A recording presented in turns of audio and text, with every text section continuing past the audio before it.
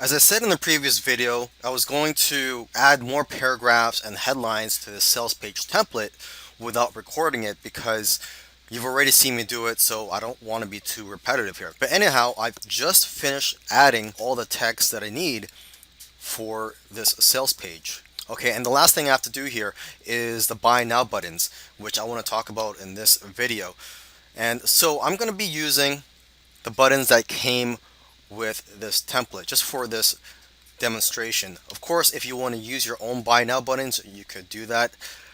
So let's just take a look at this one. If I wanted to add a link to this, click on that and you could go to set action, and you could you have a few options from here. You could go to the next step in the funnel. So if you have an order form, for example, if you choose this, the customers will be brought to the order form if you have an order form in your funnel. You could also go to a website URL. So if you're using another platform such as Wire Plus or JVZoo, you could enter the URL to the checkout page on those websites. Okay, you could also do a Facebook opt-in, or you could open a pop-up, or you could go here and select submit order. So basically, when they click the button, it's going to submit the order. And in order for an order to be submitted, you need to go to the settings here and click on general,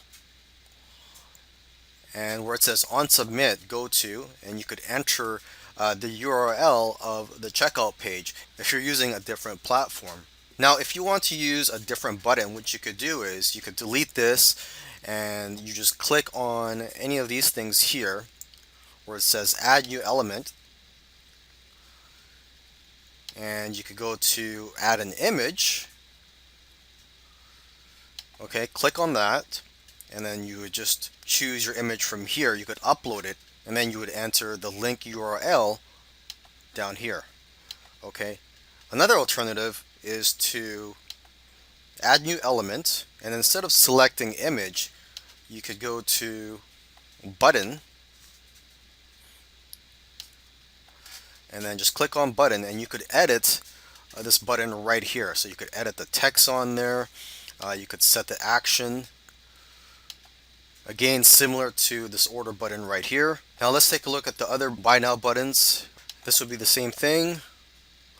You just set the action here, and there's a link here where it says click here to add this for only $37. So this is not a button. What you could do here is just click on that and click on this little pencil icon here, and you could add the URL link right here.